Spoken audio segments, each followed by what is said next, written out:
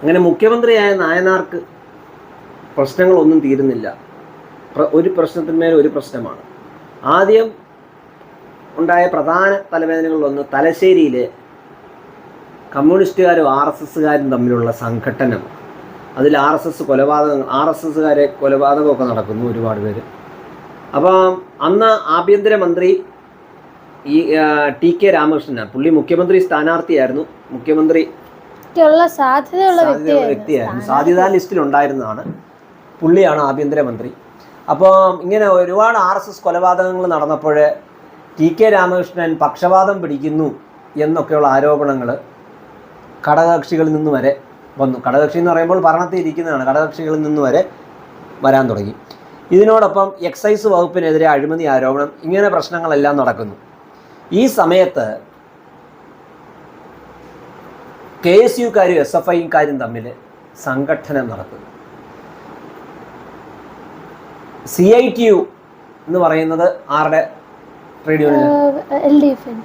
CPMൻ്റെയാണ്. CITUക്കാർ തിരുവനന്തപുരത്ത് district Congress committee DCC office തല്ലി തകർക്കുന്നു. ഈ പ്രശ്നം ഇരിക്കുക. ഇതൊക്കെ ഇവിടെ കേരളത്തിൽ നടക്കുമ്പോൾ ദേശീയ തലത്തിൽ ഇന്ദിരാഗാന്ധി ചിക്കമംഗലൂരിൽ നിന്ന് ജയിച്ച് നല്ല ശക്തി, വീണ്ടും പാർട്ടിയിൽ ശക്തിയായി വരുന്നു. ഇന്ദിരാഗാന്ധിയുടെ വിമത ഗ്രൂപ്പായിട്ട് ഉണ്ടായിരുന്ന കർണാടക മുഖ്യമന്ത്രിയായിരുന്ന പേരെന്തുവാ, യോഗേഷ് അല്ലല്ല, ദേവരാജ അരസ്. കോൺഗ്രസ് യു ദേവരാജ അരശാണ്. ദേവരാജ അരശ് എന്ത് ചെയ്യുന്നു? ഇന്ദിരാഗാന്ധിയുടെ പക്ഷത്തേക്ക് മാറുന്നു. അതോടെ കോൺഗ്രസ് യു എന്നുള്ള പേരിന് പ്രസക്തി ഇല്ലാതാവുന്നു. അങ്ങനെ ആ വിമത ഗ്രൂപ്പിൻ്റെ നേതൃത്വം മഹാരാഷ്ട്രയിലെ അതിശക്തനായ നേതാവ്, ഇന്നും ജീവിച്ചിരിക്കുന്ന ശരത് പവാർ ഏറ്റെടുക്കുന്നു. അങ്ങനെ കോൺഗ്രസ് യു കോൺഗ്രസ് സോഷ്യലിസ്റ്റ് ആവുന്നു. പക്ഷേ കേരളത്തിൽ ആന്റണി ഇപ്പോൾ ഇടതുപക്ഷം നിൽക്കുക. ആന്റണി ഇന്ദിരാഗാന്ധി വീണ്ടും ഇത്രയും ശക്തയാവുമെന്ന് ആന്റണി പ്രതീക്ഷിച്ചില്ല. ഒടുവിൽ ആന്റണിക്ക് തിരിച്ച് തറവാട്ടിലേക്ക് പോകണമെന്ന് ആഗ്രഹം വരുന്നു.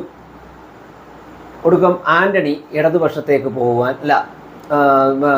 UDFിലേക്ക് പോകുവാൻ താല്പര്യം കാണിക്കുന്നു. അതിനുള്ള നീക്കങ്ങളൊക്കെ നീക്കുന്നു.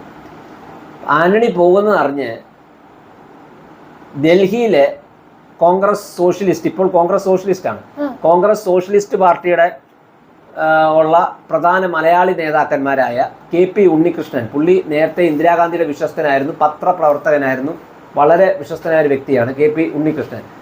പുള്ളിയൊക്കെയാണ് ഇപ്പോൾ കോൺഗ്രസ് എസ്സിലുള്ളത് ഡൽഹിയിൽ, മലയാളികളെ. പിന്നെ AC ഷൺമുഖദാസ്, ശരത് പവാർ നേതാവ്, കോൺഗ്രസ് എസ്സിൻ്റെ, ഇവരൊക്കെ ആന്റണി പോകുന്നതിനെ വിമർശിച്ചു. അത് പോകുന്നത് നല്ലതല്ല എന്ന് പറഞ്ഞു. കേരളത്തിലെ ആന്റണിയോടൊപ്പം ഉണ്ടായിരുന്ന PC ചാക്കോ, അങ്ങനെ കുറച്ച് പേരും PC ചാക്കോ ആന്റണി പോകുന്നതിനെ എതിർത്തു. PC തോമസ് ആണ് PT ചാക്കോയുടെ മോൻ, നമ്മുടെ ആദ്യത്തെ പ്രതിപക്ഷ നേതാവിൻ്റെ. ഇത് PC ചാക്കോയാണ്. അങ്ങനെ PC ചാക്കോയുടെ കൂട്ടുള്ള കുറച്ച് പേര് എതിർക്കുന്നു ആന്റണി പോകുന്നതിന്. ഒടുക്കം ആന്റണിയും കൂട്ടരും കരുണാകരൻ ചാക്കിട്ട് തിരിച്ച് സ്ഥലത്തെത്തിക്കുന്നു, തിരിച്ച് UDFിലെത്തിക്കുന്നു. PC ചാക്കോയും 5 പേരും ഇടതുപക്ഷത്ത് തന്നെ തുടരുന്നു. കരുണാകരൻ ഇതിൻ്റെ ഇടയ്ക്ക് ചാക്കിട്ടുകൊണ്ടിരിക്കുകയാണ് ആളിനെ. കരുണാകരൻ RSPന്ന് കടവൂർ ശിവദാസൻ എന്ന് പറഞ്ഞൊരു നേതാവിനെ ചാക്കിട്ട് പിടിച്ചു. 77 ഇന്ദിരാഗാന്ധി തോറ്റപ്പോൾ ഭരണത്തിൽ വന്ന ജനതാ പാർട്ടി 80കളായപ്പോഴത്തേക്ക് തകർന്നു. അവരുടെ കേരളത്തിലെ നേതാവായിരുന്ന ഗോപാലൻ എന്ന് പറയുന്ന നേതാവ്, പുള്ളിയെ ചാക്കിട്ട് ജനതാ പാർട്ടി വിഭജിപ്പിച്ച് ഗോപാലൻ ജനത എന്ന് പറഞ്ഞ പാർട്ടിയെ കരുണാകരൻ UDFിലെത്തിക്കുന്നു. അങ്ങനെ കരുണാകരന് പതുക്കെ ഭൂരിപക്ഷമായി വരുന്നു. ജനതാ പാർട്ടി ആണോ പിന്നീട് ഇങ്ങനെ BJP ആയിട്ട്? ജനതാ പാർട്ടി ഉണ്ടായത് തന്നെ എങ്ങനെയായിരുന്നു? വലതുപക്ഷക്കാര്, സോഷ്യലിസ്റ്റുകള്, പിന്നെ സംഘടനാ കോൺഗ്രസ്സുകാർ എല്ലാം കൂടെ ഉൾപ്പെട്ടതായിരുന്നു അന്നത്തെ ജനതാ പാർട്ടി.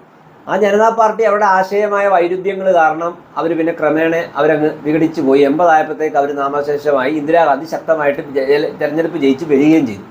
അതോടെ ജനതാ പാർട്ടിക്ക് ഉള്ള ശക്തിയൊക്കെ പോയി. അപ്പോഴാണ് കരുണാകരൻ കേരളത്തിലുള്ള അവരുടെ നേതാവിനെയൊക്കെ കൂട്ടുപിടിച്ച് തൻ്റെ സൈഡിലേക്ക് കൊണ്ടിരുന്നു. അതല്ലേ ഈ ജനതാ പാർട്ടി ഇതുപോലെ BJP ആയിട്ട് അത് 82 ആവുമ്പം അതിനകത്തെ വലതുപക്ഷക്കാർ BJP ആവുന്നുണ്ട്. ഇപ്പോഴില്ല, 80-ലില്ല.